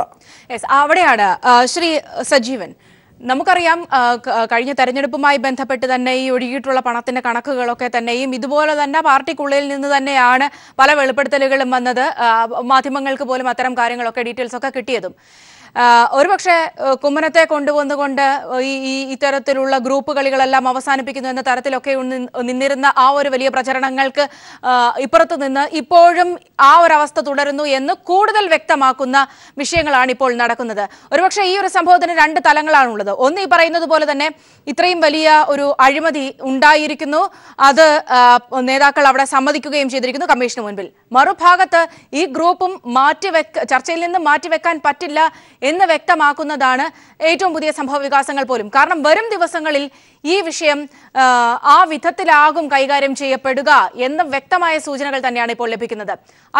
അതുകൊണ്ട് തന്നെ എങ്ങനെയായിരിക്കും ഈ സംഭവത്തിന്റെ ഒരു ഭാവി? ഒരു പക്ഷേ ഇവിടെ ശ്രീ ദേവദാസ് സൂചിപ്പിച്ചതുപോലെ തന്നെ ഇതൊരു ചില്ലറ അഴിമതി വിഷയമാണ്, വെറും 15 കോടി, കൈപ്പറ്റിയതാകട്ടെ 5 കോടി. പക്ഷേ അതിനും അപ്പുറത്തേക്ക് ഈ വിഷയത്തിന് സംഭവിക്കാൻ പോകുന്ന മറ്റൊരു തലം, മറ്റൊരു ഡെവലപ്മെന്റ് എങ്ങനെയായിരിക്കും ശ്രീ സജീവൻ? ഈ ദേശീയ തലത്തിലെ വളരെ കൂടിയ 100 കോടിയോ 1000 കോടിയുടെ ഒക്കെ പണത്തിൻ്റെ ഈ ഇത്തരം കൊള്ളക്കൊടുക്കുകളും അഴിമതിയൊക്കെ നടക്കുന്നു എന്ന് വെച്ച് ഇത് ചെറുതാവണമെന്നല്ല. ഇപ്പോഴത്തെ കേരളത്തിൻ്റെ ഒരു അവസ്ഥ എന്ന് പറയുന്നത് BJPക്ക് ഒരു തരത്തിലും അധികാരം, അതാണ് അധികാരത്തിൽ വളരെയധികം ദൂരെ നിൽക്കുന്ന ഒരു പാർട്ടിക്ക് ഈ തരത്തിൽ അഴിമതി നടത്താൻ കഴിയുന്നു എന്നുള്ളത് അധികാരത്തിൽ എത്തിക്കഴിഞ്ഞാൽ അത്രമാത്രം ആവാം. മാത്രമല്ല ഇത് അധികാരത്തിന് BJP എപ്പോഴും പറയുന്നൊരു കാര്യം, ഇപ്രാവശ്യം നരേന്ദ്രമോദി പറയുന്ന സമയം നിങ്ങൾ മറ്റെന്തെല്ലാം ആരോപണങ്ങൾ ഉന്നയിക്കും, നിങ്ങൾ പശുവിൻ്റെ വിഷയത്തെക്കുറിച്ച് പറയുന്നു, സാമുദായിക ധ്രുവീകരണത്തിനെതിരെ, സാമുദായിക വിഭാഗീയതയെക്കുറിച്ച് പറയുന്നു, ഇത്തരം കാര്യങ്ങളൊക്കെ പറയുമ്പോഴും അഴിമതിയില്ലാത്ത ഒരു ഭരണമല്ലേ ഞങ്ങൾ കാഴ്ചവെക്കുന്നത്, വികസനത്തിൻ്റെ ഭരണമല്ലേ കാഴ്ചവെക്കുന്നത്, മെയ്ക്ക് ഇൻ ഇന്ത്യ എന്ന രീതിയിൽ ഇന്ത്യയുടെ സ്വാശ്രയത്വം കാണിക്കുന്ന ഒരു ഭരണമല്ലേ കാഴ്ചവെക്കുന്നത് എന്നെല്ലാമാണ് ചോദിക്കുന്നത്. പക്ഷേ ആ ഒരു ഭരണത്തിൽ അത് അവകാശപ്പെടുന്ന BJPയുടെ അഴിമതി രഹിതമായ, അഴിമതി മുക്തമായ ഒരു ഇന്ത്യ, UPAയുടെ 1ഉം 2ഉം ഭരണകാലത്ത് നടന്ന അതിഭീകരമായ അഴിമതിയിൽ നിന്ന്, അത് സത്യവുമാണ്, അതിഭീകരമായ അഴിമതിയിൽ നിന്ന് അതുകൊണ്ട് മനം മടുത്ത ജനങ്ങളാണ് അവസാനം UPAക്ക് എതിരായിട്ട് വോട്ട് ചെയ്യുന്നൊരവസ്ഥ ഉണ്ടായിട്ടുള്ളത്. എന്നിട്ട് അധികാരത്തിൽ വന്ന ആളുകൾ അഴിമതി മുക്തം, വേറെ എന്തെല്ലാം ഉണ്ടെങ്കിലും അഴിമതി മുക്തമെങ്കിലും ആയിരിക്കണമല്ലോ. അവിടെ ദേശീയ തലത്തിൽ അത് പറയുമ്പോൾ ഞങ്ങൾ അങ്ങനെയാണ്, അഴിമതി നടത്താത്ത ഒരു ഭരണാധികാരിയാണ് മോദി എന്നൊക്കെ പറയുമ്പോൾ ഈ കേരളത്തിൽ ഇത് നടക്കുന്നു എന്നുള്ളതും മാത്രമല്ല, കേരളത്തിൽ മാത്രമല്ല മറ്റു പല സ്ഥലങ്ങളിലും ഇത് നടക്കുന്നുണ്ട്. ഞാനതുകൊണ്ടാണ് പറയുന്നത്, പുതിയ നോട്ടുകൾ വന്ന സമയത്ത് ഈ നോട്ടുകൾ ഒരു 2000-ൻ്റെയോ ഒരു 500-ൻ്റെയോ നോട്ടെങ്കിലും കിട്ടിയിരുന്നെങ്കിൽ എന്ന് വിചാരിച്ച് ബാങ്കുകൾക്ക് മുമ്പിൽ ക്യൂ നിൽക്കുന്നൊരവസ്ഥ ഉണ്ടാകുമ്പോൾ, അത് നമ്മൾ വളരെ സമയം മെനക്കെടുത്തേണ്ട ഒരു അവസ്ഥ ഉണ്ടാകുമ്പോൾ കാറിൻ്റെ ഡിക്കിൽ മറ്റും ഇതിൻ്റെ നോട്ട് കെട്ടുകളുമായിട്ട് പോകുന്നതിൻ്റെ പലപ്പോഴും പിടിക്കപ്പെടുന്നത് BJPയുടെ നേതാക്കന്മാരാവുന്നു. രാജ്യം ഇത്രയും ദുരിതത്തിൽ അനുഭവിക്കുന്ന സമയത്താണ് ഒരു BJP നേതാവിൻ്റെ മകളുടെ കല്യാണം അത്യാർഭാടപൂർവ്വം നടത്തിയത്. ചാർട്ടേഡ് വിമാനങ്ങൾ കൊണ്ടുവന്നിട്ട് അതിഥികളെ കൊണ്ടുവന്ന ഒരു അവസ്ഥയുണ്ടായത്. ഇതൊന്ന്. രണ്ടാമത്തെ കാര്യം എന്ന് പറയുന്നത്, ഈ പ്രശ്നം ഇത് BJPക്ക് അകത്തുള്ള പ്രശ്നം മാത്രമല്ല. ഇപ്പോൾ ശ്രീശനും നസീറും കൂടി ചേർന്ന് ഉള്ള കമ്മിറ്റി പുറത്തു കൊണ്ടുവന്ന കാര്യം മാത്രമല്ല, ഇതിന് ഈ ആരോപണം ഉന്നയിച്ചിരിക്കുന്നത് പ്രതിപക്ഷമോ അല്ലെങ്കിൽ മറ്റാരെങ്കിലുമല്ല, BJPയുടെ ഒരു ഘടകകക്ഷിയുടെ നേതാവാണല്ലോ. അത് നമ്മൾ മറക്കാൻ പാടില്ല. ഒരു ഘടകകക്ഷിയുടെ നേതാവിൻ്റെ ഏറ്റവും അടുത്ത അനുയായി, സ്വാഭാവികമായിട്ടും ആ ഘടകകക്ഷിയുടെ പ്രവർത്തകനായിട്ടുള്ള ഒരാൾ, ആ ആൾക്ക് മെഡിക്കൽ കോളേജ് അനുവദിക്കുന്ന കൂടുതൽ സീറ്റ് അനുവദിക്കുന്നിടത്താണ് ഈ പ്രശ്നം വന്നിട്ടുള്ളത്. അത് കാശ് കൊടുത്തിട്ടും സീറ്റ് കിട്ടാത്ത ഒരു പ്രശ്നം വന്നപ്പോഴാണ് ഈ ഘടകകക്ഷി നേതാവിൻ്റെ അടുത്ത് പറയുന്നത്. ആ ഘടകകക്ഷി നേതാവ് അവസാനം ഇവിടെയൊന്നും പറഞ്ഞിട്ട് കാര്യമില്ല, ഇവിടെ പല നേതാക്കന്മാരെടുത്ത് അദ്ദേഹം പറഞ്ഞതായിട്ട് അത് സംബന്ധിച്ച് വാർത്ത വരുന്നത്, ഇതൊക്കെ ശരിയാണോ തെറ്റാണോ എന്നുള്ളത് നമുക്ക് കൃത്യമായിട്ട് അറിയാം. എന്നാൽ പോലും ഇവിടെയുള്ള ചില നേതാക്കന്മാരോട് പറഞ്ഞു, അവരാരും ഇത് കേട്ടതായി ഭാവിച്ചതേ ഇല്ല. പിന്നീടാണ് അദ്ദേഹം ദേശീയ തലത്തിലേക്ക് ഈ സംഭവം കൊണ്ടുപോകുന്നത്.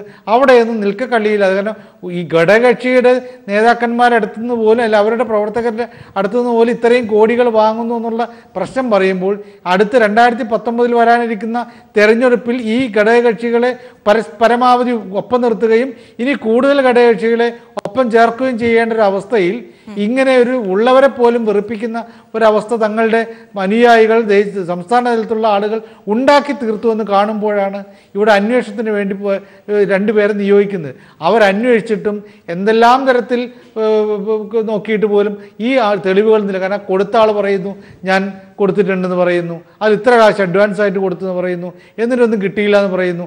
വാങ്ങിയ ആൾ പറയുന്നു ഞാൻ വാങ്ങിയിട്ടുണ്ടെന്ന് പറയുന്നു, എന്നിട്ട് കുഴൽപ്പണമായിട്ട് ഡൽഹിയിലേക്ക് അയച്ചു എന്ന് പറയുന്നു. ഇതൊക്കെ ഈ സംഭവങ്ങളൊക്കെ തെളിവുകൾ സഹിതമാണ് പുറത്തു വരുന്നുള്ള ഈ കാണുന്ന റിപ്പോർട്ടിൽ നമുക്ക് വ്യക്തമാണ്. ഇതുകൊണ്ട് തന്നെ ഇത് വളരെ ചെറിയൊരു കാര്യമായിട്ട് നമ്മൾ 15 കോടിയല്ലേ അല്ല 5 കോടിയല്ലേ കൊടുത്തുള്ളൂ. ഈ കോടികളുടെ 1 കോടിയാണെങ്കിലും 1 രൂപയാണെങ്കിൽ പോലും അഴിമതിയുടെ വലിയ പ്രശ്നമാണ്. നമുക്കിതിനു മുമ്പേ അറിയാമല്ലോ.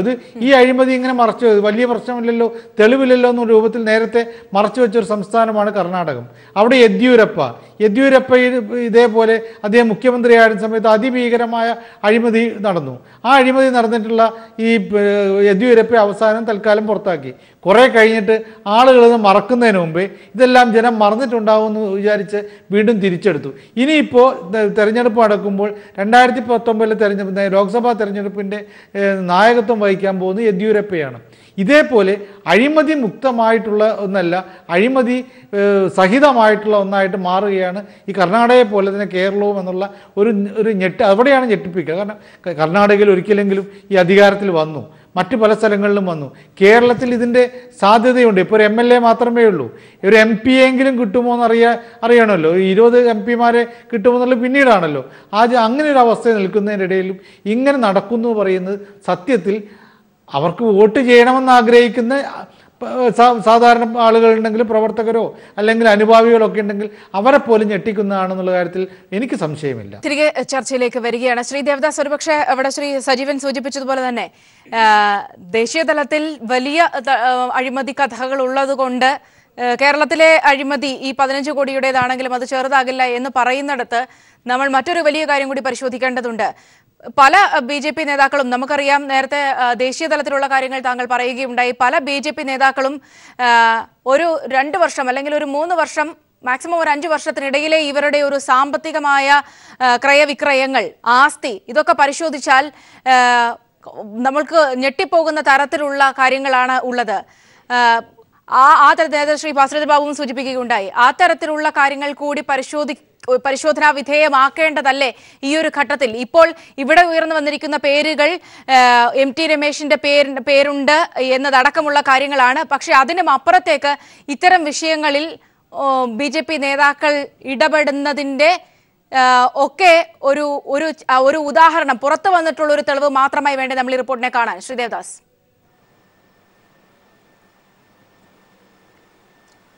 സൗമ്യ, ഞാൻ ചെറുതെന്നല്ല ആദ്യം പറഞ്ഞത്. ഒരു പാർട്ടിയിൽ വലിയ ഫീസ്റ്റ് നടക്കുമ്പോൾ ഒരു സ്റ്റാർട്ടർ മാത്രം എന്നാ പറഞ്ഞത്. ഒരു സ്റ്റാർട്ടറാണ് ഇതുള്ളൂ. അവർക്ക് ഇതെല്ലാം ഒരു പോക്കറ്റ് മണി പോലെയാന്നാ ഇത് പറഞ്ഞത്. ഇപ്പൊ ഈ പറഞ്ഞതിൽ ഒന്നും കൂടി പറയാം. ഇപ്പം ഈ ഡിമോണിറ്റൈസേഷൻ ചെയ്ത് ഇവിടുത്തെ ജനങ്ങൾ മുഴുവൻ ക്യൂ നിന്ന് മരിക്കുമ്പോഴും കർഷകരും മറ്റേതെല്ലാം കഷ്ടപ്പെടുമ്പോഴും ഇവർ ഒരു കള്ളപ്പണ മുന്നണിക്കെതിരെ ഉള്ള ജാഥ നടത്തിന്, വാഹന ജാഥ. അതിൻ്റെ ഒരു സൈഡിലുള്ള ശോഭ സുരേന്ദ്രൻ നയിച്ച ജാഥയായിരുന്നു കൊടുങ്ങല്ലൂരിൽ നിന്ന് സ്റ്റാർട്ട് ചെയ്തത്. അതിൻ്റെ ഫിനാൻസ് മുഴുവൻ ആ വീട്ടിൽ നിന്ന് കള്ളനോട്ട് അടിച്ച ബ്രദേഴ്സേനു, സഹോദരന്മാരേനു. അവരാണ് ആ പോസ്റ്റർ. നിങ്ങളിപ്പോൾ അത് എടുത്തിട്ടാ കാണും. ശോഭ സുരേന്ദ്രനും ഈ കള്ളനോട്ട് വീട്ടിൽ നിന്ന് മെഷീനിൽ അടിച്ച അവനുമാണ് ചെയ്തത്. എന്നിട്ടാണ് കള്ളപ്പണ മുന്നണിക്കെതിരെയുള്ള വാഹന പ്രചരണ ജാഥ നടത്തിയ വീരന്മാരാണ് ഇത്. പിന്നെ ഓരോ തെരഞ്ഞെടുപ്പ് വരുമ്പോൾ ഈ തൃശ്ശൂർ മേഖല, പാലക്കാട് മേഖലയിലുള്ള ഇവരുടെ മിക്ക നേതാക്കളും ഈ ഫിനാൻസ് ചെയ്യുന്ന നേതാക്കന്മാരാണ്. അതാണ് റിപ്പോർട്ട് എപ്പോഴും വരും. നിങ്ങളുടെ ടി വിയിൽ അപ്പം വരും, ഇന്നയാള് ഫിനാൻസിലാണ്, ഈ പലിശക്ക് കടം കൊടുക്കുന്നതാണ്, വൻ പലിശ വാങ്ങുന്നതാണ്, ഇടനിലക്കാരനാണ്, ബാറിന്റെ ഇടനിലക്കാരനാന്ന് പറയുന്നതും ഇവർ തന്നെയാണ്. ഇവർക്ക് പണം. അതുകൊണ്ടാണ് ഞാൻ സൗമ്യ പറയുന്നത്, എന്താ കാര്യം എന്ന് പറഞ്ഞാൽ ഇവരുടെ കൈക്കൂലി എന്ന് പറഞ്ഞാൽ ഇവർക്ക് ഇവിടെ സൗത്ത് ഇന്ത്യയിൽ പ്രത്യേകിച്ചിട്ട് ബേസ് കുറവാണ്. ഈ കർണാടക കുറച്ചൊഴികെ അതൊരു ജാതിന്റെ ബേസിലാണ് അവിടെ നിലനിൽക്കുന്നത്. അപ്പോൾ ഇവർക്ക് ഈ ഓഫീസ് സെറ്റപ്പ് ചെയ്യണം പഞ്ചായത്ത് തോറും. അതാണ് ഡിമോണിറ്റൈസേഷൻ വന്നപ്പോൾ കോർപ്പറേറ്റുകാർ ഇവർക്ക് മുൻകൂട്ടി അറിവ് നൽകുകയും മുൻകൂട്ടി കൈക്കൂലി വാങ്ങുകയും ചെയ്തു എന്ന് പറഞ്ഞാൽ. അതുകൊണ്ടാണ് ഇന്ന് 15-20 കോടിന്റെ ഈ സ്റ്റേറ്റ് ഓഫ് ആർട്ട് ഓഫീസാണ് ഇവർ എടുക്കാൻ പോകുന്നത്. അതന്നെയാണ് എല്ലാ ജില്ലയിലും പഞ്ചായത്തിലും ഇനി ഓഫീസ് വരും. ഇവർക്കുള്ള പണം കേന്ദ്രത്തിൽ നിന്ന് എത്തുമെങ്കിലും ഇവരോട് പറഞ്ഞിരിക്കുന്നത് അമിത്ഷാ സെൽഫ് റിലയന്റ് ആവണമെന്നാ. എങ്ങനെയാണ് സെൽഫ് റിലയന്റ് ആവുക? ഇവിടെ ഭരണം കിട്ടൂല. ആ സെൽഫ് റിലയൻസിന്റെ മാർഗമാണ് കേന്ദ്ര ഭരണത്തിന്റെ, ഇപ്പൊ ബാസുചന്ദ്ര ബാബു സജീവനും പറഞ്ഞ പോലെ അവിടെയുള്ള ഭരണം പണ്ട് ഗ്യാസ് ഏജൻസിയും പെട്രോൾ ഏജൻസിയും കൊടുത്ത് കമ്മീഷൻ വാങ്ങിയ പോലെ ഞങ്ങൾ ഇത് ചെയ്യും, മറ്റേത് വരാൻ പോകുന്നുണ്ട്. മാണി ബജറ്റ് വിറ്റ പോലെ തന്നെയുള്ള കളിയാണ് ഇവർ കളിക്കുന്നത്. എന്നിട്ട് പൈസ വാങ്ങലേ ഉള്ളൂ ഇവർക്ക് ഗതി. ആ ഗതികേടിലാണ് ഒരാളെ ദേശീയ എക്സിക്യൂട്ടീവ് അങ്ങ് പേര് പറഞ്ഞോണ്ട്, ഞാനിന്ന് ചർച്ചയിൽ അവർ വരാത്തതുകൊണ്ടാണ് പേര് പറയാത്തത്. പക്ഷെ പി മോഹനെ പുറത്ത് നിർത്തിയത് അഴിമതിക്കാരനാണ് എന്ന് പറഞ്ഞ് മാറ്റി നിർത്തിയ നേതാക്കളാണ് ഇന്ന് അഴിമതി ചെയ്യുന്നത്. അതാണ് തമാശ. പിന്നെ ഇവരുടെ ഇന്റേണൽ റിപ്പോർട്ട് പുറത്താക്കുകയും ഇന്ന് ചർച്ചയ്ക്ക് വരാണ്ട് നിൽക്കുകയും ചെയ്യുന്നെന്ന് പറഞ്ഞാൽ തന്നെ അതിന് ക്ലിയർ ആണ്. ആ സെക്ഷന് മറ്റേ സെക്ഷനെ ഒതുക്കണം, ഈ നേതൃത്വം പിടിക്കണം. എന്തറിയാം, വരാൻ പോകുന്നത് 100 തൊട്ട് 150 കോടി വരെയാണ് വരും 4 കൊല്ലം കേന്ദ്രത്തിന്റെ അടുക്കെന്ന്. എന്തറിയാം, അവർക്ക് കിട്ടിയ ലക്ഷക്കണക്കിന് കോടിന്ന് വളർത്തണ്ടെങ്കിൽ ഇങ്ങനത്തെ കോടി കൊടുക്കണ്ടേ? അപ്പൊ ഈ 1,00,000 കോടിയോ 200 തൊട്ട് 500 കോടി വരെ 4 കൊല്ലം വരുമ്പോൾ ആ താക്കോൽ സ്ഥാനങ്ങളിൽ ഇവർ വേണ്ട, ഞങ്ങൾ മതി, അവർ കുറെ കട്ടതാണ്, ഇനി ഞങ്ങളും കക്കട്ടെ എന്നുള്ള തോതിൽ നിൽക്കുന്നതുകൊണ്ടാണ് ഇത് ഇങ്ങനെ പോകുന്നത്. അവർ കാണുന്നത് 500 തൊട്ട് 1000 കോടി ഇങ്ങോട്ട് വരുന്ന അതിനു വേണ്ടി കാത്തിക്കുന്ന അല്ലേ. ഈ 15 കോടിന്റെ കേസ് അവർ ഉള്ളുന്ന് തീർക്കേണ്ട കേസായിരുന്നു. പക്ഷെ അത് ആക്കാണ്ട് നിൽക്കുന്നത് ഇവരെ വേണ്ട, ഞങ്ങൾ ഈ താക്കോൽ സ്ഥാനത്ത്. അന്ന് കണ്ണൂർ നേതാക്കൾ മാത്രമല്ല ഗ്യാസ് ഏജൻസിന്റെ, തിരുവനന്തപുരത്ത് ഒരു നേതാവും ഉണ്ടായിരുന്നു. പക്ഷെ ഇപ്പോഴും ഈ നേതാക്കളെ പേര് എടുത്തു പറഞ്ഞ്, അതൊരിക്കലും സാധാരണ ഇന്റേണൽ റിപ്പോർട്ടിൽ ഇങ്ങനെ കൊടുക്കാത്തതാണ് സാധാരണ. ഒരു ഉന്നത നേതാവ് എന്നല്ലേ പറയുള്ളൂ. പക്ഷെ ഇത് കൃത്യമായി പേര് കൊടുത്തിരിക്കുന്നു. അവരെ ഡിഫെൻസീവ് ആയിരിക്കുന്നു. കുഴൽപ്പട ഇടപാട് സജീവൻ പറഞ്ഞാൽ ശരി. അതുകൊണ്ടാണ് ഇന്ന് കോടിയേരി പറഞ്ഞത് വിജിലൻസ് അന്വേഷിക്കണം, അല്ലെ ഇവരുടെ കുഴൽപ്പണത്തിന്റെ എൻഫോഴ്സ്മെന്റ് അന്വേഷിക്കണം. വിജിലൻസ് ഉടനടി ഇന്ന് രാത്രി കേസെടുത്ത് ഇവരുടെ ഇടപാടുകളും പിന്നെ വേറെ ഒന്നും കൂടി വിജിലൻസ് അന്വേഷിക്കണം. ഇവിടെ കേന്ദ്ര സർവകലാശാലയിലും കേന്ദ്ര ബോർഡുകളുമുണ്ട്, അവിടെ നടത്തിയ നിയമനം കൂടി വിജിലൻസ് അന്വേഷിക്കണമെന്നാണ് എനിക്ക് പറയാനുള്ളത്. ശ്രീ ഭാസ്കരേന്ദ്ര ബാബു, അവിടെ ഒരു ശ്രദ്ധേയമായ വിഷയമുള്ളത്, ഈ ഒരു പാർട്ടിയുടെ ഒരു ഇന്റേണൽ റിപ്പോർട്ട് ഇത് പുറത്തായതല്ല, പുറത്താക്കിയതാണ്. ഈ പറഞ്ഞതുപോലെ തന്നെ ഇന്ന് മൗനമായിരുന്ന പലരും നാളെ മുതൽ മിണ്ടി തുടങ്ങുമെന്ന് തന്നെ നമുക്ക് പ്രതീക്ഷിക്കാം. എങ്ങനെയായിരിക്കും, എന്ത് ടാറ്റിക്സ് ആയിരിക്കും ഈ ഒരു വിഷയം കൈകാര്യം ചെയ്യാൻ ഇനി ഉപയോഗിക്കുക? നേരത്തെ പറഞ്ഞ പോലെ ദേശീയ നേതൃത്വം ഇടപെടുന്ന ഒരു സൂചന ഉണ്ടാക്കി, അതായിരുന്നു അമിത്ഷായുടെ ഇടപെടലൊക്കെ, അല്ലെങ്കിൽ ഒരു അന്വേഷണ കമ്മീഷനിലേക്ക് പോയും കാര്യങ്ങൾ പോയത്. പക്ഷേ അതിനും അപ്പുറത്തേക്ക് പ്രൊട്ടക്ട് ചെയ്ത് നിർത്തേണ്ട ഒരു ഉത്തരവാദിത്വം അല്ലെങ്കിൽ അങ്ങനെ ഒരു ഗതികേട് എന്തായാലും ഉണ്ട്. അതിന് എന്ത് ടാറ്റിക്സ് ആയിരിക്കും ഉപയോഗിക്കുക? അല്ല, അത് സ്വാഭാവികമായിട്ട് സത്യത്തിൽ സൗമ്യ ഇത് ഒരു 2-3 മാസം കൊണ്ട് എയറിൽ നിൽക്കുന്ന ഒരു കാര്യമാണ്. മുരളീധരൻ ഉന്നയിച്ചുകൊണ്ടിരിക്കുന്നതാണ്. പല നിലവാരത്തിൽ അദ്ദേഹം അത് പുറത്താക്കുകയും ചെയ്തിട്ടുണ്ട്. അതുകൊണ്ട് ഇപ്പോൾ വന്ന വാർത്ത അതുമായി ബന്ധപ്പെട്ട് അടുത്ത് നിൽക്കുന്ന മാധ്യമപ്രവർത്തകർക്ക് പുതിയൊരു വാർത്തയൊന്നുമല്ല. വാർത്ത എന്നത് അതേ സംബന്ധിച്ച് നമുക്കൊരു ഡോക്യുമെന്ററി എവിഡൻസ് അവർ തന്നു എന്നുള്ളതാണ്. അതല്ലാതെ ഈ വാർത്ത അന്തരീക്ഷത്തിൽ ഇങ്ങനെ മുഴങ്ങി നിന്നിട്ട് 2-3 മാസമായി കേൾക്കുന്ന വാർത്തയാണ്. അപ്പോൾ അതുകൊണ്ട് പുതിയൊരു വാർത്തയല്ല. നാം മനസ്സിലാക്കേണ്ട ഒരു കാര്യം, ഇനിയിപ്പോൾ സൗമ്യ ചോദിച്ചതുപോലെയാണെങ്കിൽ വളരെ വൈകാതെ തന്നെ, ഇനിയിപ്പം ഇന്ന് അതേ സംബന്ധിച്ച് ആരും പ്രതികരിക്കാൻ വന്നില്ല. ഇതിനകത്ത് 2 ഗ്രൂപ്പുണ്ട്. നമ്മുടെ ദേവദാസൊക്കെ പറയുന്നത് മാതിരി 2 ഗ്രൂപ്പ്. ആ 2 ഗ്രൂപ്പിൽ ഒരു ഗ്രൂപ്പ് ഇത് പുറത്തേക്ക് പറയുന്ന അവസ്ഥ സൃഷ്ടിക്കും, ഉറപ്പാണ്. അതിന് കാരണം മറ്റൊരു വിഭാഗത്തെ തകർക്കാൻ അതിൻ്റെ ഒരു അന്തരീക്ഷം, അത് അങ്ങനെ ഒരു അന്തരീക്ഷം ഒരുക്കണമെങ്കിൽ അവർ തികച്ചും അഴിമതിക്കാരാണ് എന്ന നിലയ്ക്ക് പറയുന്നതിൻ്റെ മുന്നോടിയാണ് ഇപ്പോൾ ഉണ്ടായിരിക്കുന്ന ഈ നിശബ്ദത. ഒരു വിഭാഗം ആളുകൾ മറ്റൊരു വിഭാഗത്തിനെതിരെ ശക്തമായി മുന്നോട്ട് വരികയും അങ്ങനെ മുന്നോട്ട് വന്നതിൻ്റെ ഭാഗമാണല്ലോ ഈ അന്വേഷണം വന്നത്. അന്വേഷണം വന്ന ഉടനെ എല്ലാവരും അറിയണമെന്നുണ്ടോ? സ്വകാര്യമായി മാധ്യമങ്ങൾക്ക് അവർ കൈമാറ്റം ചെയ്യുകയാണ് ചെയ്തത്. ഒരു വിഭാഗം അവരടങ്ങിയിരിക്കാൻ പോകുന്നില്ല. പുതിയ പണം വരുമ്പോൾ പൂർണ്ണമായും തങ്ങൾക്ക് അത് ലഭിക്കണമെന്ന് ആഗ്രഹിക്കുന്നത് കൊണ്ട് ആ വിഭാഗം വളരെ അലർട്ടായി, ഒന്നുകിൽ വളരെ ഇൻഡയറക്റ്റായ രീതിയിൽ അല്ലെങ്കിൽ ഡയറക്റ്റായ രീതിയിൽ ഈ തർക്കത്തിൽ അവർ ഇടപെടുക തന്നെ ചെയ്യും. അതാണ് സ്വാഭാവികമായിട്ട് സംഭവിക്കേണ്ടത്. എനിക്ക് തോന്നുന്നത് ഇപ്പോൾ അഖിലേന്ത്യാ നിലവാരത്തിൽ എന്തൊക്കെ ചെയ്താലും കേരളത്തിൽ പലപ്പോഴും ഇവർ അവകാശപ്പെടുന്നത്, നോക്കൂ ഞങ്ങൾ സംശുദ്ധരാണ്, ബാക്കി ആൾക്കാരൊക്കെയാണ് അഴിമതി. 2 മുന്നണികൾ അഴിമതി കാണിച്ചിരിക്കുന്നു, ഇനി ഞങ്ങൾ മാത്രമാണ് ജനങ്ങൾക്ക് ആശ്രയം എന്നൊക്കെ പറയുമ്പോഴും ഒന്ന് പരിശോധിച്ച് നോക്കുക. 50-60 വർഷമായി ഇങ്ങനെ പാർലമെൻ്ററി മാർഗത്തിൽ നിന്ന് പ്രവർത്തിച്ച് ഓരോ തവണയും മുങ്ങുകയും പൊങ്ങുകയും ചെറിയ മുന്നേറ്റവും വലിയ പിൻവാങ്ങലും ഒക്കെ നടത്തി ഒരവസ്ഥ വരുമ്പോൾ സത്യത്തിൽ ഇതിൻ്റെ ആളുകൾക്ക് തന്നെ മടുക്കും. വിജയിക്കാൻ ഇടയില്ലാത്ത ഒരു പാർട്ടിക്ക് സ്വപ്നങ്ങൾ ഉണ്ടാകാൻ ഇടയില്ല. നിലനിൽക്കുന്ന സാഹചര്യത്തെ മുതലാക്കുക എന്നതിനപ്പുറത്ത് അടിസ്ഥാനപരമായി എന്താ പറയുക, ഈ സോളിഡാരിറ്റി ഡിക്ലെയർ ചെയ്തുകൊണ്ട് ജനങ്ങളോട് അങ്ങനെയൊന്നും ജനകീയമായ രീതിയിൽ പ്രവർത്തിക്കേണ്ട ഉത്തരവാദിത്വം ഏറ്റെടുക്കാനാകില്ല.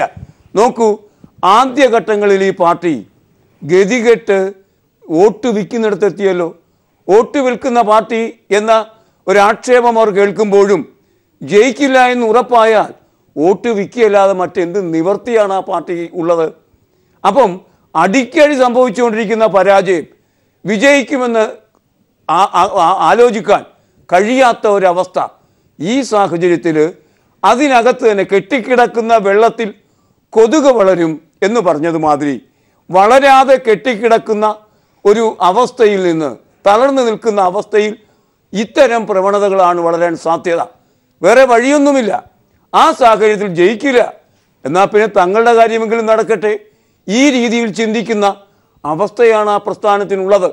ആ ഡീജനറേഷൻ്റെ പല ഘട്ടങ്ങളായി നടക്കുന്ന വോട്ട് വിൽപ്പന മുതൽ ഇപ്പോഴിതാ മെഡിക്കൽ കോളേജ് വിൽപ്പന വരെയുള്ള ഈ അഴിമതിയുടെ ഒരു അനുസ്ഥിതി പരിശോധിച്ചാൽ നേരത്തെ സൂചിപ്പിച്ചതുമാതിരി തകർന്നുകൊണ്ടിരിക്കുന്ന ഒരു പ്രസ്ഥാനത്തിൻ്റെ തകർച്ചയുടെ ഒരു ആഴമാണ് ഇത് കാണിക്കുന്നത്.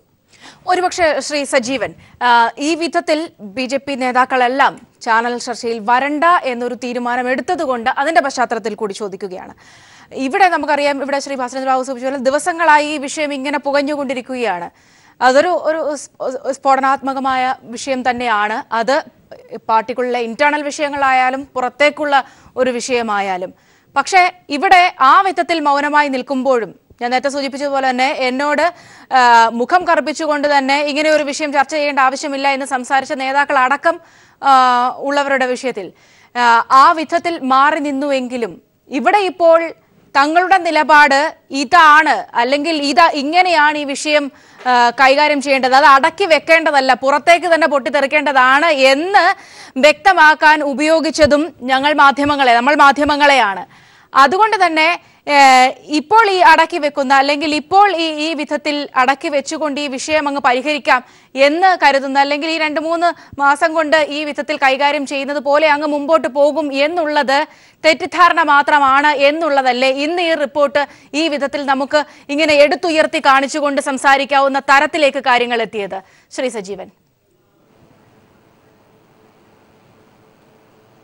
ഈ റിപ്പോർട്ട് മാധ്യമങ്ങളുടെ കയ്യിലെത്തിയത് സ്വാഭാവികമായിട്ടും ഇതിലെ ഒരു വിഭാഗത്തിൻ്റെ താല്പര്യം കൊണ്ട് തന്നെയാണ്, ഒരു സംശയമില്ല. ഇത് പുറത്തു വരണം, ഈ അഴിമതി കാണിച്ചു എന്ന് പറയപ്പെടുന്ന ഈ ആളുകളുടെ തനിനിറം പുറത്തു വരേണ്ടതാണ്, അത് ജനങ്ങൾ അറിയേണ്ടതാണ്. അങ്ങനെ ഇപ്പോൾ അധികാരം കൈയടക്കി വെച്ചിരിക്കുന്ന ആളുകളിൽ നിന്ന് തങ്ങളുടെ കയ്യിലേക്ക് ഈ അധികാരം വരണമെന്ന് ആഗ്രഹിക്കുന്ന ആളുകൾ തന്നെയാണ് ഇത് ചെയ്തതെന്ന കാര്യത്തിൽ സംശയമില്ല. അതുകൊണ്ട് ഇത് അടക്കി വയ്ക്കാൻ ഇനിയിപ്പോൾ ഏത് രീതിയിലാണ് ഇപ്പോൾ ഇത് ഈ പറയുന്ന ആളുകളൊക്കെ മാധ്യമങ്ങൾക്ക് ഇത് പുറത്ത് ഈ റിപ്പോർട്ട് ചോർത്തിക്കൊടുത്തിട്ടുള്ള ആളുകൾ തന്നെ പരസ്യമായിട്ട് സംസാരിക്കുമ്പോൾ അതൊന്നും ആയിരിക്കില്ല, അവർ ഇതിനെ ന്യായീകരിക്കാൻ വേണ്ടിയുള്ള ശ്രമം നടത്തും. പക്ഷേ ഏത് രീതിയിലാണ് ന്യായീകരിക്കുക? ഇങ്ങനെയുള്ള റിപ്പോർട്ട് ഇല്ല എന്നവർക്ക് പറയാൻ കഴിയില്ല. അപ്പോൾ അതവർക്ക് വലിയൊരു പ്രതിസന്ധിയാണ്. ഈ ഘട്ടത്തിലാണ് നമ്മൾ ഭയക്കേണ്ട ഒരു പ്രശ്നമുണ്ട്. നേരത്തെ ദേവദാസ് അതിങ്ങനെ സൂചിപ്പിച്ചു പോയി.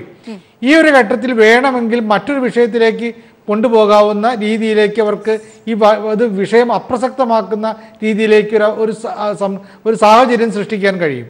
ആ സാഹചര്യം എന്ന് പറയുന്നത് ഇവിടെ സാമുദായിക പ്രശ്നങ്ങൾ ഉണ്ടാക്കലാണ്. എന്തെങ്കിലും സാമുദായിക പ്രശ്നങ്ങൾ ഉണ്ടാക്കിയാൽ ഇവിടെ ഈ ചർച്ചയൊക്കെ മാറിപ്പോവുകയും അതിലേക്ക് പ്രശ്നങ്ങൾ കൊണ്ടുവരികയും ചെയ്ത് എല്ലാ രാഷ്ട്രീയ പാർട്ടികളും പയറ്റുന്നൊരു തന്ത്രമാണ്. ഒന്നുകിൽ സാമുദായിക പ്രശ്നം അല്ലെങ്കിൽ മറ്റെന്തെങ്കിലും പ്രശ്നം ഉയർത്തിയിട്ട് നിലവിൽ കത്തിക്കൊണ്ടിരിക്കുന്ന തങ്ങൾക്ക് എതിരായി മാറുന്ന ഒരു പ്രശ്നത്തെ അട്ടിമറിക്കുക എന്ന് പറയുന്നൊരു പ്രവണതയുണ്ട്. BJP പലപ്പോഴും പല സ്ഥലങ്ങളിലും ഈ സാമുദായിക പ്രശ്നങ്ങളിലൂടെയാണ് തങ്ങൾക്ക് അനുകൂലമായിട്ട് പലപ്പോഴും മാറ്റിയതെന്ന് നമുക്ക് ഗുജറാത്ത് മുതൽ 2002 കലാപം മുതലുള്ള ഈ വ്യാജ ഏറ്റുമുട്ടൽ പ്രശ്നങ്ങൾ ഉൾപ്പെടെയുള്ള ഓരോന്നും ഒരു പ്രതിസന്ധി ഘട്ടത്തിൽ അട്ടിമറിക്കാൻ വേണ്ടി നടത്തുന്നതാണെന്നുള്ള കാര്യം അത് പിന്നീട് നടന്ന അന്വേഷണ കമ്മീഷനുകളുടെ ഇതിലൂടെ തെളിഞ്ഞതാണ്.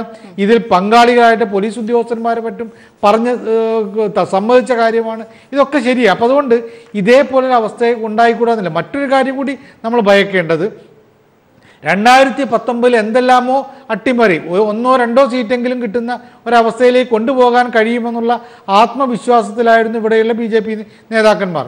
ആ ഒരു വിശ്വാസം അതിനു വേണ്ടിയിട്ട് എന്തും ചെയ്യാം എന്ത് വിട്ടുവീഴ്ചയും എന്ത് വേണമെങ്കിലും തങ്ങൾ ചെയ്യാമെന്ന രൂപത്തിലായിരുന്നു ദേശീയ നേതൃത്വവും ഉണ്ടായിരുന്നത്. നമുക്കറിയാമല്ലോ, തിരുവനന്തപുരം നഗരത്തെ ഈ സ്മാർട്ട് സിറ്റി സ്കീമിൻ്റെ 2ാം പട്ടികയിൽ 1ാം നമ്പറാക്കി മാറ്റിയതിൻ്റെ പിന്നിലെ ഏറ്റവും വലിയ താല്പര്യം എന്ന് പറയുന്നത് ആ മണ്ഡലം പിടിച്ചെടുക്കുക എന്നുള്ളതായിരുന്നു എന്ന് നമുക്ക് കൃത്യമായിട്ട് അറിയാം. അവിടെ രാജീവ് ചന്ദ്രശേഖരനെ സ്ഥാനാർത്ഥിയാക്കുമെന്നുള്ള സൂചനയുണ്ട്.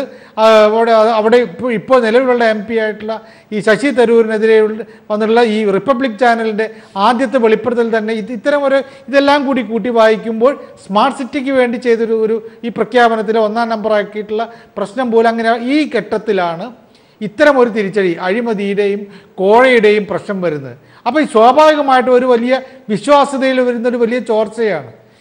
ഇവരെ അധികാരത്തിൽ എത്തിച്ചിട്ട് എന്താണ് കാര്യം? ഇവർ അഴിമതിക്കാരല്ലേ എന്നുള്ള രീതിയിലേക്ക് ഒരു പ്രശ്നം പോകുന്നത് തടയാൻ സ്വാഭാവികമായും വരാൻ സാധ്യതയുള്ളതെന്ന് ഇത്തരത്തിലുള്ള മറ്റൊരു പ്രശ്നത്തിലേക്ക് മാറ്റലാണ്. അത് സാമുദായിക പ്രശ്നമാവരുതേ എന്നാണ് എൻ്റെ പ്രാർത്ഥന. വളരെ ഗൗരവതരമായ ഒരു വിഷയം കൂടിയാണ് ശ്രീ സജീവൻ ചൂണ്ടിക്കാണിച്ചത്. തിരികെ ചർച്ചയിലേക്ക് വരികയാണ്. ശ്രീ ദേവദാസ്, ഇവിടെ ശ്രീ സജീവൻ പറഞ്ഞു നിർത്തിയ ഒരു വിഷയമുണ്ട്, താങ്കൾ പറഞ്ഞതിനോട് ചേർത്ത് വെച്ച് തന്നെ. ഇവിടെ ഏറ്റവും വലിയൊരു വിഷയം എന്ന് പറയുന്നത്, നമുക്കറിയാം ആദ്യം മുതൽക്കേ തന്നെ ഇപ്പോൾ ഒരു MLA നേടിയപ്പോൾ ഇനി ഇവിടെ ഭരണം നേടുക എന്നതാണ്, അല്ലെങ്കിൽ കൂടുതൽ MP-മാരെ ഉണ്ടാക്കുക എന്നതാണ് ലക്ഷ്യം എന്ന തരത്തിലേക്കൊക്കെ തന്നെയും വലിയ രീതിയിലുള്ള പ്രചരണങ്ങളും അതിന് മുന്നോടിയായുള്ള കാര്യങ്ങളും ഒക്കെ തന്നെയും നടത്തുന്നു എന്ന് അവകാശപ്പെടുന്നു കൂടിയുണ്ട്. അത്തരം അങ്ങനെയുള്ള അവർ ഫേസ് ചെയ്യേണ്ട ആ ജനങ്ങൾക്ക് മുൻപിലേക്ക് തന്നെയാണ് ഒരുപക്ഷെ ഈ റിപ്പോർട്ട് കൂടി എത്തിച്ചേർന്നത്. ഇവിടെ ഇപ്പോൾ പുറത്തു വന്നിരിക്കുന്നത് ഈ ഒരു ഉദാഹരണം മാത്രമാണ്. വർക്കല സ്വാശ്രയ മെഡിക്കൽ SR മെഡിക്കൽ കോളേജ് ഉടമ R ഷാജിയുടെ വാക്കുകൾ അടക്കം. പക്ഷേ അതിനും അപ്പുറത്തേക്ക് ജനങ്ങളോട് മറുപടി പറയേണ്ട ഒരു ബാധ്യതയിലേക്ക് ഇത്തരം ഒരുപാട് വിഷയങ്ങളിൽ ഊന്നിക്കൊണ്ട് എത്തുകയാണ് കേരളത്തിൽ BJP.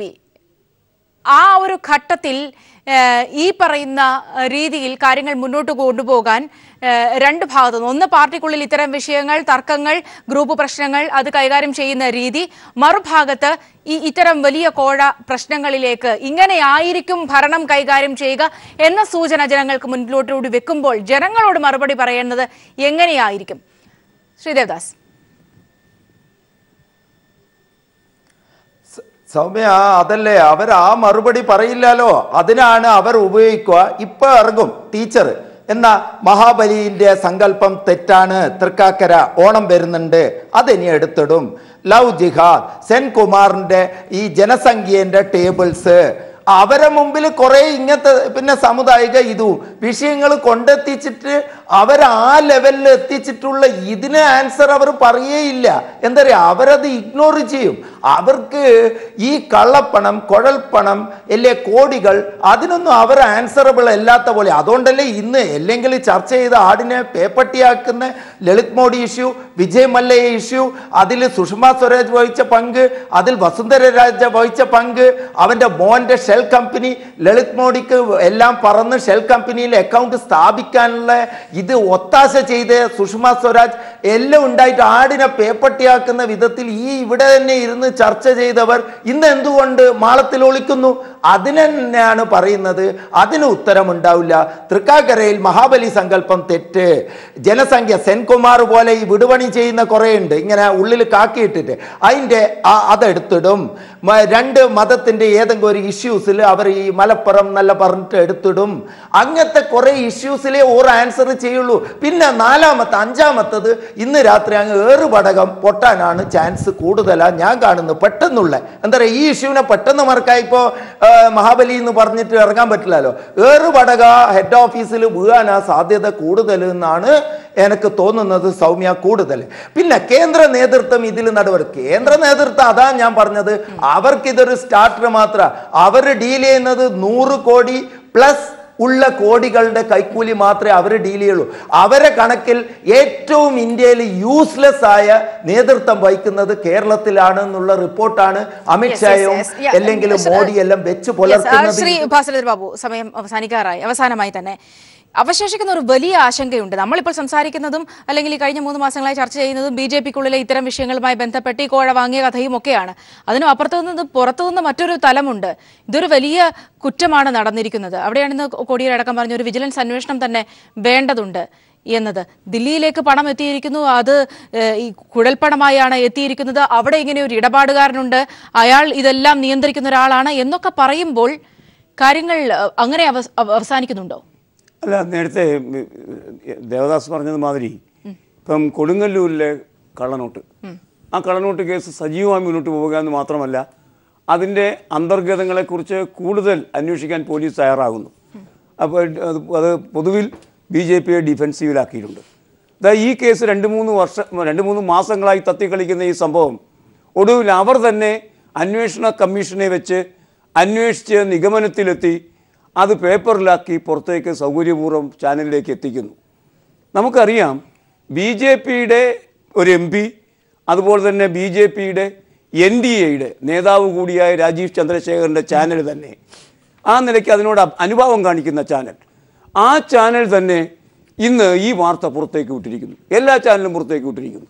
അപ്പോൾ എന്ന് പറഞ്ഞാൽ നാളെ പത്രത്തിൽ വരും.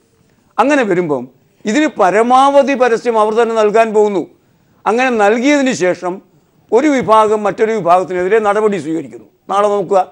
അങ്ങനെ നടപടിയിലേക്ക് നീങ്ങുമ്പോൾ BJPക്ക് പറയാം, ഞങ്ങൾ സ്വയം സംശുദ്ധരാകുന്നു, ഞങ്ങൾ മറ്റുള്ളവരെ മാതിരിയല്ല. ആ നിലയ്ക്ക് ഇങ്ങനെ പേപ്പർ ഉണ്ടാക്കി പുറത്തേക്ക് കൊടുത്ത് ഒരു അന്തരീക്ഷം സൃഷ്ടിച്ച് നടപടിയിലേക്ക് പോകുന്ന ഒരു രീതിയാണ് BJP. സ്വയം ഞങ്ങൾ നല്ലവരാണ്, സംശുദ്ധരാണ്, സ്വയം സംശുദ്ധീകരണ പ്രക്രിയയുടെ ഭാഗമായി അത്തരമൊരു പ്രതിച്ഛായ നിർമ്മാണത്തിനാണ് BJP പോകുന്നത് എങ്കിൽ സജീവൻ പറഞ്ഞതുപോലെയോ അല്ലെങ്കിൽ ദേവദാസ് ആശങ്കപ്പെടുന്നത് മാതിരിയോ ഒരു പടക്കം പൊട്ടാനുള്ള സാധ്യത സത്യത്തിലില്ല. ഇതെന്താണ് സംഭവിച്ചിരിക്കുന്നത്? അടിക്കടി സംഭവിച്ച കൊടുങ്ങല്ലൂരിലെ സംഭവത്തിന് തൊട്ടുപിറകെ ഈ നിലയ്ക്ക് സംഭവിക്കുന്ന ഈ അഴിമതി കഥകളുമായി ബന്ധിപ്പിച്ച് വരുന്ന ഒരു അപജയമുണ്ട്. അതിനെ അതിജീവിക്കാൻ ഒരുപക്ഷെ ഇത്തരം ഒരു അടവ്, ഇത്തരം ഒരു ടാക്ടിക്സ് അവർ പ്ലേ ചെയ്ത് കൂടായികയില്ല. ആദ്യമാണ് BJP ഇതിനെ സംബന്ധിച്ച് അന്വേഷണം നടത്തുന്നോ ഇല്ലയോ എന്നുള്ളതല്ല, അന്വേഷണ റിപ്പോർട്ട് പുറത്തേക്ക് വിടുന്നത്. അതിൻ്റെ പുറകിൽ സ്പഷ്ടമായ ലക്ഷ്യമുണ്ട്. ഒരു വിഭാഗം മറ്റൊരു വിഭാഗത്തെ പുറത്താക്കലിൻ്റെ ഭാഗമായി എന്തോ അണിയറയിൽ ഒരുങ്ങുന്നുണ്ട്. അതിൻ്റെ സ്പഷ്ടമായ സൂചനയാണ് വെളിച്ചത്തേക്ക് ഇപ്പോൾ വന്നിരിക്കുന്ന ഈ അന്വേഷണ റിപ്പോർട്ട്. ഏതായാലും വളരെ നന്ദി ചർച്ചയിൽ പങ്കുചേർന്ന് സംസാരിച്ച ശ്രീ ഭാസ്കരേന്ദ്രബാബു, ഒപ്പം ശ്രീ A. സജീവൻ, ശ്രീ ദേവദാസ്, ഒപ്പം ചർച്ചയിൽ പങ്കുചേരാഞ്ഞ BJP നേതാക്കൾക്കും നന്ദി.